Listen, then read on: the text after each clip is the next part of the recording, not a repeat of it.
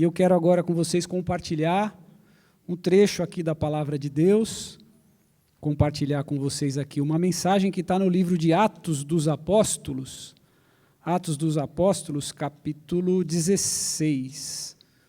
Atos 16, a partir do versículo 16 também. Atos 16, 16.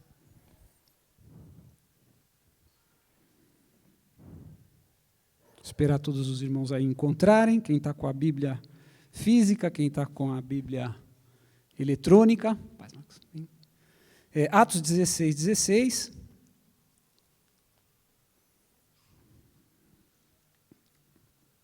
Diz assim a palavra do Senhor. Aconteceu que, indo nós para o lugar de oração, nos saiu ao encontro uma jovem, possessa de espírito adivinhador, a qual adivinhando, dava grande lucro aos seus senhores. Seguindo a Paulo e a nós, clamava dizendo: esses homens são servos do Deus Altíssimo, e vos anunciam o caminho da salvação. Isso se repetia por muitos dias. Então Paulo, já indignado, voltando-se, disse ao Espírito: em nome de Jesus Cristo, eu te mando, retira-te dela. E ele na mesma hora saiu. Vendo seus senhores que se lhes desfizera a esperança do lucro, agarrando em Paulo e Silas, os arrastaram para a praça à presença das autoridades. E levando-os aos pretores, disseram: esses homens, sendo judeus, perturbam a nossa cidade, propagando costumes que não podemos receber, nem praticar, porque somos romanos. Levantou-se a multidão, unida contra eles, e os pretores, rasgando-lhes vestes, mandaram açoitá-los com varas. Depois de lhes darem muitos açoites, os lançaram no cárcere, ordenando ao carcereiro que os guardasse com toda a segurança. Este, recebendo tal ordem, levou-os para o cárcere interior e lhes prendeu os pés no tronco. Por volta da meia-noite, Paulo e Silas oravam e cantavam louvores a Deus, e os demais companheiros de prisão escutavam. De repente, sobreveio tamanho terremoto que sacudiu os alicerces da prisão. Abriram-se todas as portas e soltaram-se as cadeias de todos. O carcereiro despertou do sono e, vendo as portas abertas do cárcere, puxando da espada, ia se suicidar, supondo que os presos tivessem fugido. Mas o Paulo bradou em alta voz: não te faças nenhum mal, que todos estamos aqui. Então o carcereiro, tendo pedido uma luz, entrou precipitadamente e, trêmulo, prostrou-se diante de Paulo e Silas. Depois, trazendo-os para fora, disse: senhores, que devo fazer para que seja salvo?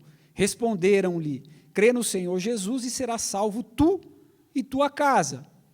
E lhes pregaram a palavra de Deus e a todos de sua casa.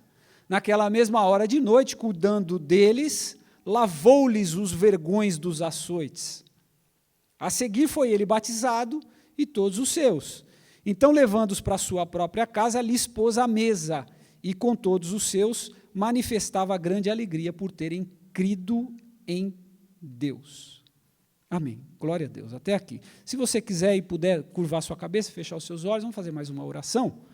Amém? Senhor, nosso Deus e Pai, obrigado por essa oportunidade que o Senhor nos dá nessa noite, de podermos estar aqui, desfrutando da Tua presença, pois a Tua palavra nos diz que onde estiverem 2 ou 3 reunidos em Teu nome, ali o Senhor se faria presente. Obrigado, Pai, por desfrutarmos da Tua presença, então, pela fé aqui, da presença dos irmãos, e agora que o Senhor continue falando conosco, como tem feito desde o início do culto, por meio agora dessa mensagem, dessa palavra, pelo Teu Espírito Santo, que conhece cada um de nós aqui, no íntimo do nosso coração e da nossa alma, Pai. Em nome de Jesus, nós te pedimos e te agradecemos também. Amém e amém. Quando a gente se converte ao Senhor, a Bíblia vai dizer que a gente nasce de novo, né? Há um novo nascimento, há uma nova criatura, há uma nova criação ali, há um novo nascido, né? Um nascido de novo. E, obviamente, que com esse novo nascido, com esse novo nascimento, uma nova visão de mundo, uma nova perspectiva de enxergar as coisas, né? Novos valores, por exemplo, novos valores a gente passa a ter. E a gente que enxergava, o ser humano que enxergava as coisas que permeiam a vida humana por meio do ponto de vista humano, né, pura e simplesmente, e isso traz os valores do mundo, os valores seculares, enfim, passa agora com sendo novo nascido, uma nova criatura, que antes tinha nascido só da vida natural, né? Agora ele nasceu do Espírito de Deus.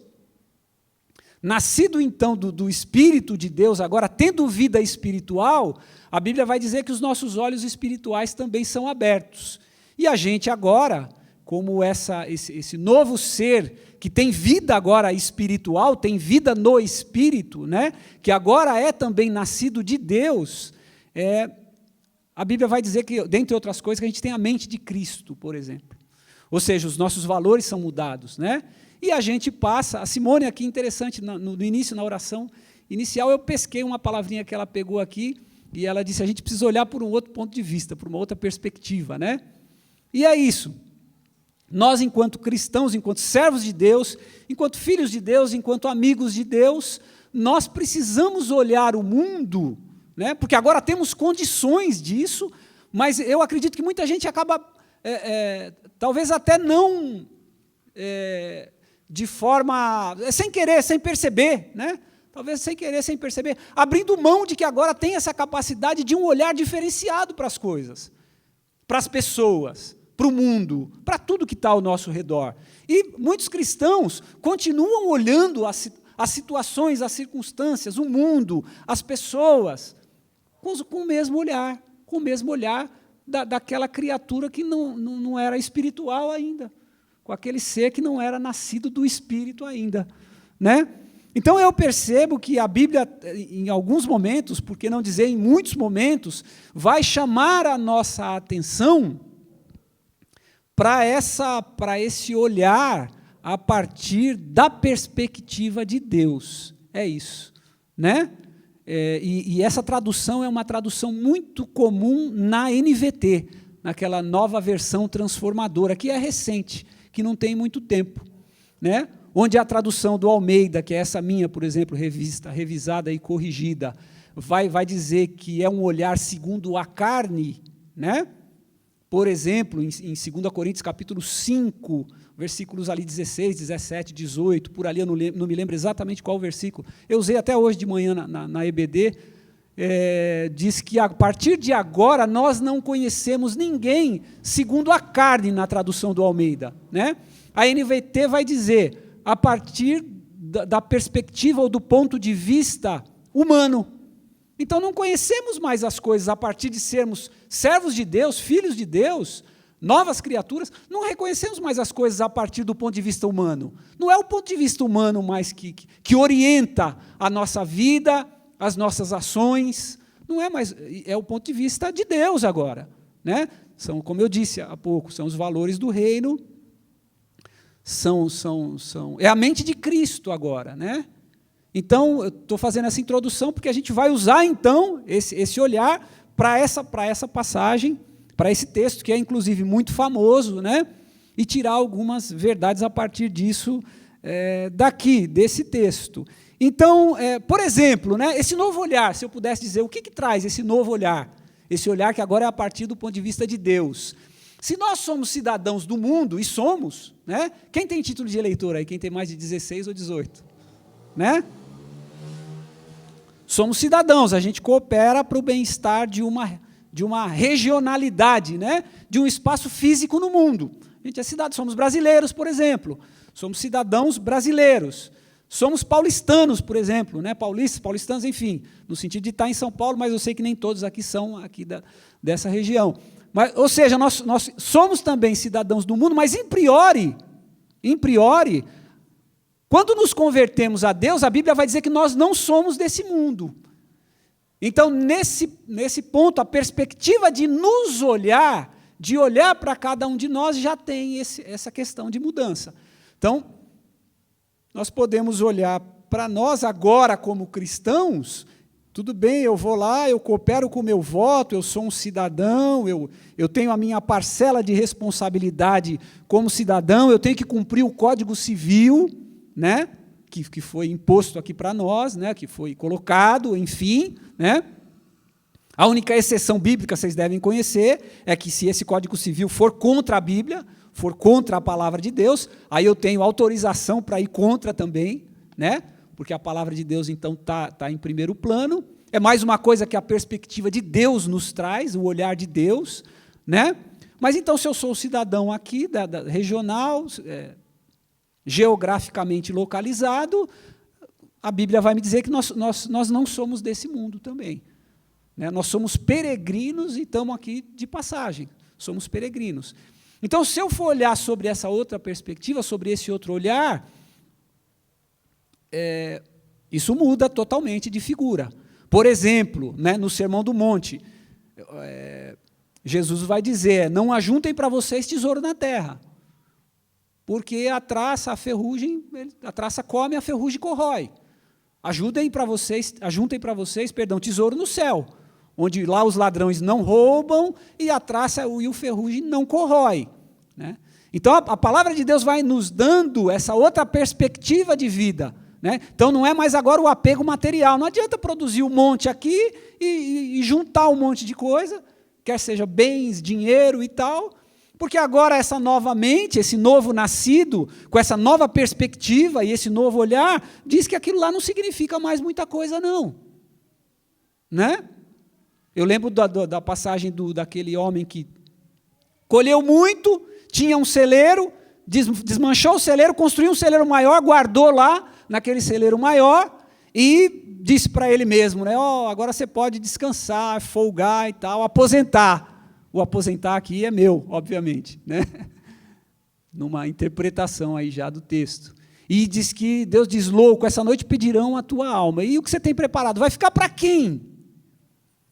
Então a Bíblia chama a gente para olhar para as coisas a partir de um outro ângulo, a partir de um outro olhar, de uma outra perspectiva. Né? Nós temos aqui um trecho da palavra que foi lido. É o apóstolo Paulo, em uma das suas viagens missionárias, e ele está indo para a Macedônia, ele está indo mais propriamente para Filipos, né? Na Macedônia. Tem um dado curioso aqui nessa viagem missionária, vocês vão perceber que num dado momento... Então, primeiro, deixa eu dar um passo atrás aqui, deixa eu dar um passo atrás. Essa nova perspectiva, essa nova visão, né, que a gente tem agora, esse novo olhar, nos faz ficar atentos com aquilo que Deus quer para a nossa vida. Faz a gente ficar atento e sensível àquilo que Deus quer para a nossa vida. Então, o Paulo, por exemplo, com o grupo que está com ele, se a gente voltar um pouquinho no capítulo 16, no versículo 6, vai dizer que ele está caminhando para uma certa direção, para um certo lugar, e o Espírito Santo não permite que ele pregue a palavra ali. E depois, então, ele vai para um outro lugar, e a Bíblia vai usar um termo diferente para o Espírito Santo, vai dizer o Espírito de Jesus, que é a mesma coisa, né? Quer dizer a mesma coisa no fundo, também não permitiu que eles ficassem ali. Então, ou seja, esse novo nascido, que tem esse novo olhar, que tem esses novos valores, ele se orienta, ele precisa estar atento àquilo que Deus o condiciona, o conduz, o move. Né? Então, a vida não é mais aquela vida que a gente vamos para qualquer lugar, a qualquer hora, de qualquer jeito. Não, não é mais assim. É muito comum, inclusive na vida cristã, vamos mudar de lugar, vamos fazer isso, vamos fazer aquilo, vamos daqui para lá, de lá para cá e tal. A gente costuma fazer o quê? Orar a Deus. Orar a Deus. Pedir a Deus para que Deus conduza, para que Deus mostre o caminho, para que Deus dê a direção, para que Deus instrua, para que Deus... Né? É algo comum, e que se, por exemplo, tem alguém aqui que não se utiliza desse recurso, é algo importante. eu estou fazendo isso, vou usar uma coisa bem comum aqui, bem prática. Estou fazendo faculdade de não sei o quê, não quero mais, parei. Não, vou fazer outra coisa. Eu vou trancar a matrícula e vou esperar, depois eu faço outra coisa. Ou vou sair mesmo, vou me matricular num outro curso. Parece ser uma coisa banal, parece ser uma coisa mais... Mas você é servo de Deus, nós somos servos de Deus? Acreditamos que Deus tem propósito nas coisas, nas nossas vidas? Acreditamos que agora a nossa vida é dele? Ela está entregue ao Senhor Jesus? E a partir daí, então, Ele tem propósito na nossa vida? Como eu disse, nós não somos mais cidadãos do mundo simplesmente, mas agora nós somos cidadãos do céu. Nós somos peregrinos aqui. Outra coisa que eu lembrei que eu não queria deixar passar batido, nós somos embaixadores do reino, a partir dessa nova perspectiva, né? Somos embaixadores do reino. Então, existem valores e novos papéis, a partir dessa nova visão que a gente ganha de Jesus, do Senhor Jesus, após a conversão, que são, inclusive, prioritários e preponderantes na nossa vida. Se eu sou embaixador do reino agora, esse novo papel que veio sobre nós, né, se nós somos aquele por quem nós vamos levar Cristo, né, embaixador nesse sentido, a Bíblia diz, nós vamos rogar a Deus por aquelas pessoas para que elas se convertam e recebam o Senhor Jesus também. Esse novo papel, que é do novo nascido em Cristo, passa a ter um valor prioritário na minha vida. Eu preciso elevar isso a um valor de primazia, de primeiro na minha vida.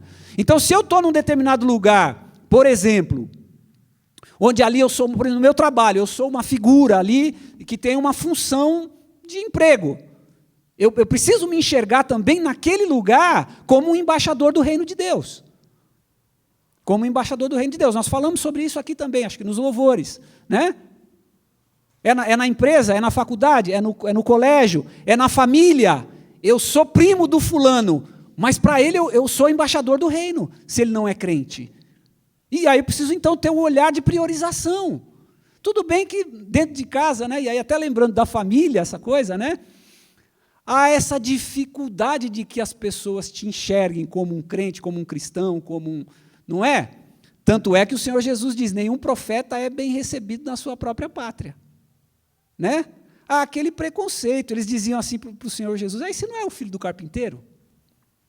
Então, de repente, dentro da tua casa, né? Por exemplo, quando eu estou me relacionando com os meus pais, isso é muito interessante. Né? Eu tenho um pouco dessa, eu estou vencendo com a graça de Deus ao longo do tempo, mas eu tenho um pouco dessa dificuldade de fazer esse papel pastoral, esse papel sacerdotal, no sentido de que eu sou alguém que quero levá-los a Cristo, né? Porque eu olho para eles, minha mãe me amamentou, por exemplo, me catou no colo, né? E o meu pai, aquela figura tal, que né, para mim, poxa vida, né? Por exemplo, pode acontecer uma coisa no sentido de você querer exortá-los, né? Eles tomam uma atitude e você quer exortá-los. E aí não é uma coisa tão fácil assim. Você não pode ir atropelando. Espera aí, é seu pai, você precisa ter respeito com ele, né? Então essa exortação aí, se for exortação, já é num tom abaixo. Já é num tom, já é mais mansa, né? Opa, espera aí, o que você está dizendo, menino? Te peguei no colo, espera aí. Não é? Mas a gente não pode esquecer e abrir mão que a visão é essa. Não, espera aí, eu sei que sou filho deles. Mas a partir de que eu entreguei a minha vida para o Senhor Jesus, eu tenho o papel sacerdotal. Sacerdotal no sentido de ser alguém que faz a intermediação, que pode mediar, né? Que pode levar a palavra de salvação para essa pessoa. Então, como eu estava dizendo, é uma vida orientada pelo Espírito Santo. Ah, vou sair daqui, vou lá para... sei lá para onde, vou lá para a Austrália. Opa, peraí, mas de uma hora para outra assim... E você é crente, você tem segurança disso, você está em paz, você orou a Deus, você acha que Deus tem propósito nisso? Porque eu digo, isso importa, isso faz todo sentido para quem é crente, para quem é cristão. E o Paulo, então, no mesmo capítulo 16, para a gente vir para o texto agora, 16, versículo 6, ele está num lugar e diz, ó, o Espírito, e ele estava pregando a Bíblia, ele estava fazendo aquilo que era para fazer. Ele está no lugar e a Bíblia diz, o Espírito Santo impediu ele de pregar aqui. Ele foi para outro lugar e disse que o Espírito Santo impediu ele de pregar ali também. E aí diz que ele vai ter uma visão, no versículo de número 9, E vai ter um homem da Macedônia, né, que diz que, ou um homem dizendo, passa para a Macedônia e ajuda a gente. E no versículo subsequente, tem uma coisa curiosa aí, no versículo 10, que se vocês forem perceber na Bíblia de vocês, aquilo que estava narrado, assim, eles foram, eles fizeram, né? Em terceira pessoa, né, para eu lembrar um pouquinho aqui do português que eu aprendi na escola, em terceira pessoa do plural, eles foram, eles fizeram, eles está sendo narrado pelo Lucas, que é quem narrou o livro de Atos, quem escreveu, né? Perdão, quem narrou não, quem escreveu. No versículo 10, passa a terceira pessoa, a primeira pessoa do plural, nós. Da terceira, então, para a primeira. Que é uma indicação que o Lucas passou a estar com eles a partir da narrativa, da escrita do versículo 10 de Atos dos Apóstolos, capítulo 16, então. Então, há essa transição. No versículo 9, o Paulo está sem o Lucas. E o Lucas escreve, eles foram, eles fizeram, eles correram, eles apanharam, eles. Do versículo 10 a seguir, a palavra já é nós, vocês vão ver. Né? Assim que teve a visão, imediatamente, procuramos, ó. Aí o Lucas está junto.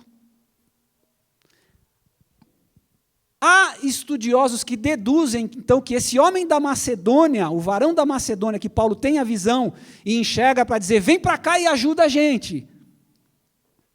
Há uma possibilidade de ser o Lucas. E aí ele se junta ao Lucas no versículo 10. Tá certo? E a partir dali, então, Lucas está junto na missão. Ok? Então, e aí começa a narrativa em primeira pessoa do plural. Nós fizemos, nós fomos, nós acontecemos, tal. E o texto continua, o texto segue. Então, eles vão para Filipos, agora esse grupo vai para Filipos. Chega em Filipos, eles vão orar, tal, uma mulher, Lídia, né, ou chamada Lídia, ou da cidade de Lídia, existem essas duas possibilidades. A Bíblia diz que Deus abre o entendimento dela para a palavra. O Paulo começa a pregar, e a Bíblia vai dizer, e Deus abriu o entendimento da Lídia para que a palavra descesse no seu coração. E a Lídia se converte, se batiza e constrange eles a irem para a casa dela para passar um período ali, passar a noite, passar um tempo e tal. Ele sai dali depois, versículo 16, que foi o versículo que a gente começou a leitura. Eles vão continuar evangelizando, é aquela coisa da missão, tal, missionária, estão levando a palavra. E a Bíblia vai dizer que uma jovem começa a dizer, esses aí são. Então, Paulo, com aquele grupo que está com ele, são servos do Deus Altíssimo, eles pregam o Evangelho, são servos do Deus Altíssimo. E fez isso por um dia, fez isso por dois.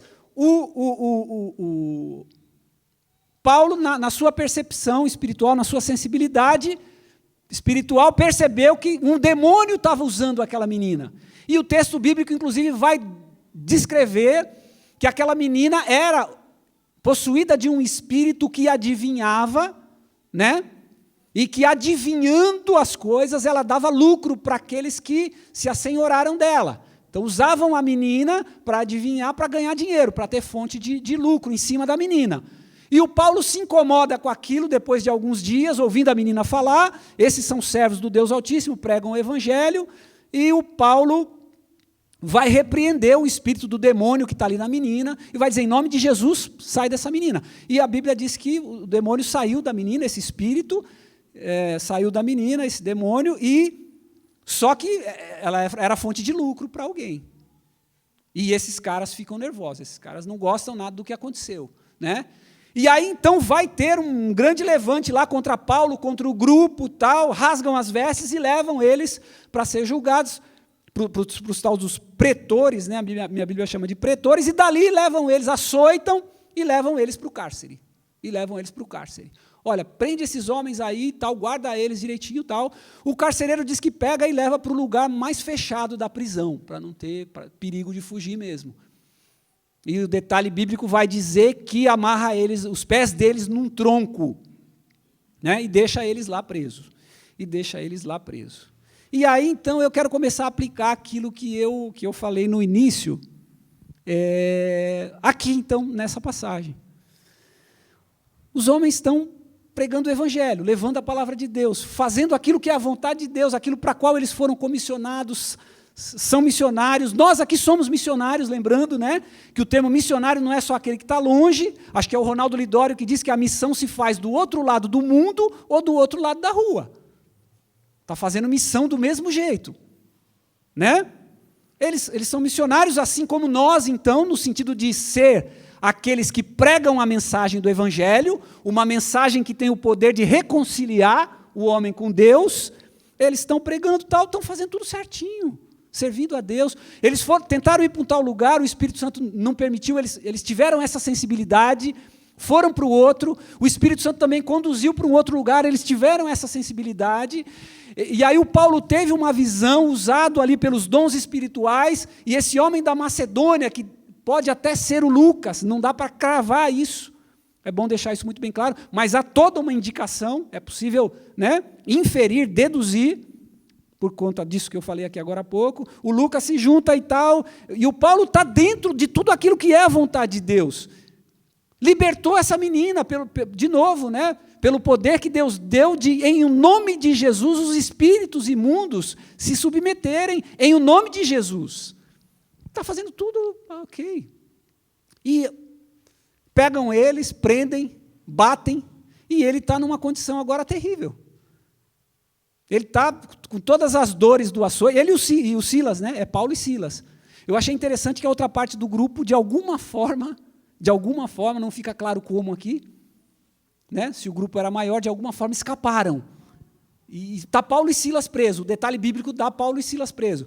Eles apanharam os vergões lá nas costas, tal, estão cheios de dor, e estão presos. Eu vou fazer uma pergunta para vocês reflitam aí. Como enxergar Deus, né, numa situação como essa, né? Como olhar para uma condição como essa, e aí eu vou usar de novo o termo que eu usei na introdução, né? A partir da perspectiva de Deus. Porque eu entendo, e o texto vai me deixar muito claro isso, que há um propósito de Deus aqui. Então, há um convite do Senhor, e eu não tenho dúvida de, sendo seres humanos como vocês são, como eu, de que a nossa vida é permeada de tribulações, né? E de problemas, e de questões para decidir, de momentos terríveis, se não exatamente como esse aqui, momentos parecidos, e que na sua proporção, e dentro de cada família, com cada pessoa, são momentos terríveis, em que a gente pode olhar, e se a gente não olhar para esse momento terrível, e não buscar isso de Deus, de olhar para esse momento sob a perspectiva de que há ali um propósito maior de Deus, porque nós somos filhos de Deus, por isso, porque nós somos servos de Deus, porque é muito comum, nesses momentos em que a coisa saiu da mão aqui, saiu do controle deles, saiu do controle, né? E é muito comum nesses momentos que as coisas saem do controle, saem da mão, a gente perde ali a rédea do negócio e vem aquela perplexidade, né? Por que está acontecendo isso? O que está acontecendo? Por que essa luta? Por que esse problema? Por que essa dificuldade? Por que essa barreira? Por quê? E vai se abrindo um caminho para uma murmuração, vai se abrindo um caminho para uma tristeza, para uma angústia, vai se abrindo um caminho para um enfraquecimento na fé, para um questionamento a Deus, porque depois da gente ouvir o Espírito Santo nos orientar, ouvir o Espírito Santo ter a visão de que tinha alguém precisando lá na Macedônia, a gente passa para lá, se junta a essa pessoa, continua a caminhada, estamos pregando o Evangelho, liberta a menina, pregamos, a Lídia se converteu, foi batizada e tal, e por que agora tudo deu errado? E agora a gente está nessa miséria. Talvez tenha outro termo, o termo que eu encontrei é esse, preso, com os pés no tronco, depois de levar uma surra. Que situação! E muitas vezes a gente fica querendo achar o porquê, porque fica tentando enxergar essas coisas sob esse ponto de vista, né? Humano. Ao passo que é possível olhar para algo que está na Bíblia, que é o Romanos, capítulo 8, versículo 28, que diz que todas as coisas cooperam para o bem daqueles que amam a Deus, daqueles que foram chamados pelo seu propósito. Nós cremos que fomos chamados por um propósito de Deus? Amém? Então a Bíblia vai dizer que aqueles que foram chamados pelo seu propósito, ou para o seu propósito, todas as coisas cooperam para o bem. Então, uma cadeia com as costas arrebentadas precisa cooperar para o bem também. E é difícil enxergar isso a partir de uma visão humana. E eu não tenho dúvida que eles enxergaram isso com os olhos de Deus, né? Eles enxergaram isso com os olhos de Deus. Porque o texto vai dizer que eles, meia-noite, é emblemático o horário, inclusive, né? Meia-noite. Quando a gente acorda de noite, está lá com insônia, né? Dorme, não dorme. Aí acorda, olha para o relógio, meia-noite. Dá aquela sensação ruim, né? Fala, meia-noite eu não dormi ainda, estou com insônia. Emblemático, meia-noite. Devia estar doendo bastante. Eles não estão numa condição de tristeza, de choro e tal. A Bíblia vai dizer que meia-noite Paulo e Silas oravam e cantavam louvores a Deus. E cantavam louvores a Deus. Extraordinário, fora do comum. Fora do comum, fora do humano, para além do humano, para além de uma resposta humana. Para além de uma resposta humana. É uma resposta que só alguém que tem o Espírito de Deus, né? E que busca se curvar diante do senhorio de Deus e deixar e permitir que Ele faça a vontade dEle, é uma resposta que só essa pessoa pode dar. Só esse ser humano. É o novo nascido que agora tem o Espírito, né? E com o Espírito tem a mente de Cristo e pode olhar para uma condição miserável dessa aqui, sob o ponto de vista humano, como uma situação que ele está em paz. Que ele está em paz. E aí ele olha e se percebe em paz.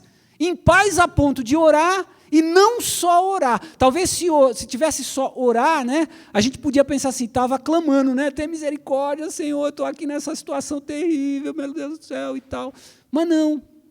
Parece que não, parece que eles clamavam e cantavam louvores a Deus. Né? E pode ser que o louvor tinha até o choro ali, né? Mas era louvor. A Bíblia diz que era louvor. Pode ser que a lágrima saía, porque as costas estavam arrebentadas. Mas era louvor, elas louvor. Eles enxergaram isso a partir, então, dessa visão. E quando se toma essa atitude, para a gente caminhar já para o final, quando se toma essa atitude, é tão interessante, né? Porque aí então não é mais o humano ali, com aquele jeitão dele querer resolver, fazer as coisas, murmurar e tal. Agora é alguém que se entendeu o propósito.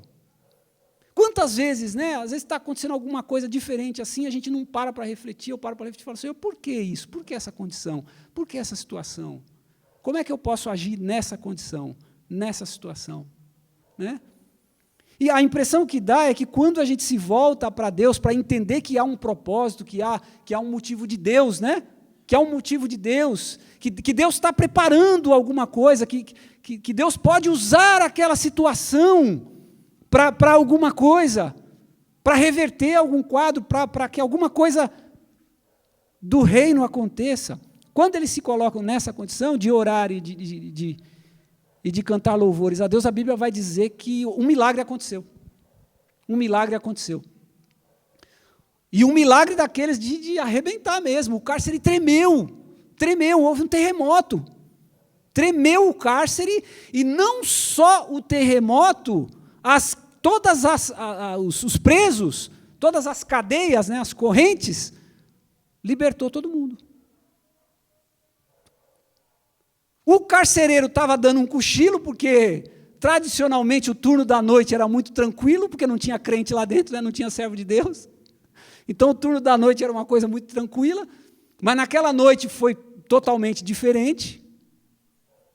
Ele que estava dormindo, disse que ele pulou e viu todo mundo ali, solto, se apavorou, porque a responsabilidade era muito grande de manter os presos ali, sabia que se alguém fugisse ele estava morto, acabou, pronto, acabou.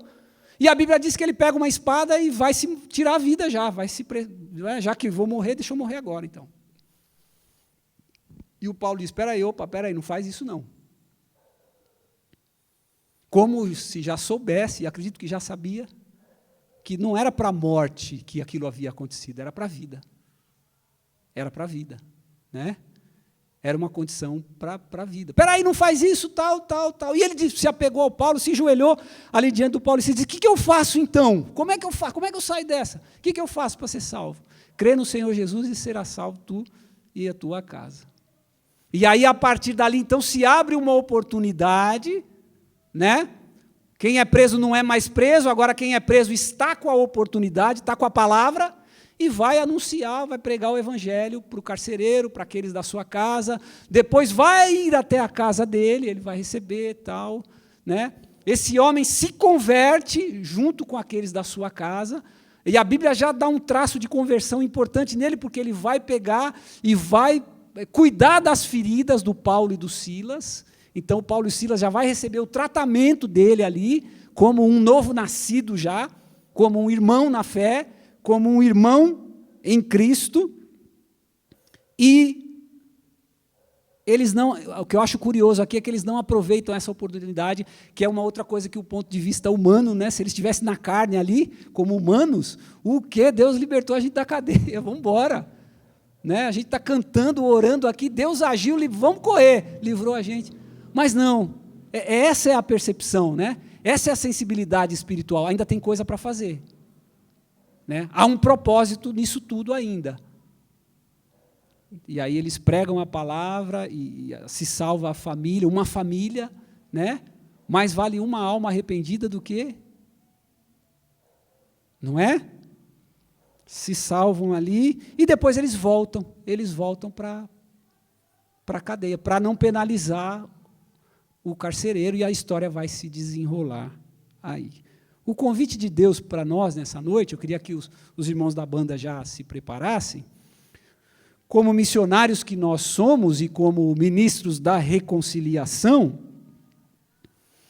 é que nos momentos difíceis da nossa vida, e eu sei que eles não faltam para a gente, para qualquer um de nós que estamos aqui, se a gente for fazer sentar um pouco para conversar, eu acredito que foi o que Deus assim colocou no meu coração, que em momentos de adversidade como esse, né, a semelhança desse, que a gente, como filho de Deus que a gente consiga usar um olhar de Deus, um olhar do Senhor para essa condição.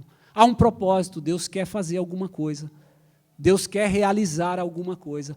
É possível que no terminar dessa condição, né, o término dessa condição, aconteça algo maravilhoso, aconteça algo como finalidade do propósito de Deus para isso, né? Que a gente consiga, ao invés de ter o olhar humano de murmuração, conseguir enxergar como Deus enxerga e encontrar um propósito humano para isso, em nome de Jesus. Amém? Vamos ficar de pé? Convido vocês a ficar de pé. Que assim como eles colheram esse momento fantástico, maravilhoso, que eu e você, nas nossas tribulações, que eu e você, nos nossos momentos de angústia, de dor, adverso, que a gente fica até perplexo, por que isso? Né? Foi de repente, a menina foi liberta, e aí tudo virou de ponta cabeça, e eles apanharam, foram presos, mas não perderam a visão, a percepção de que Deus estava por ali, e de que havia um propósito de Deus para todas aquelas coisas. Se você quiser fechar os seus olhos, nós vamos orar ao Senhor.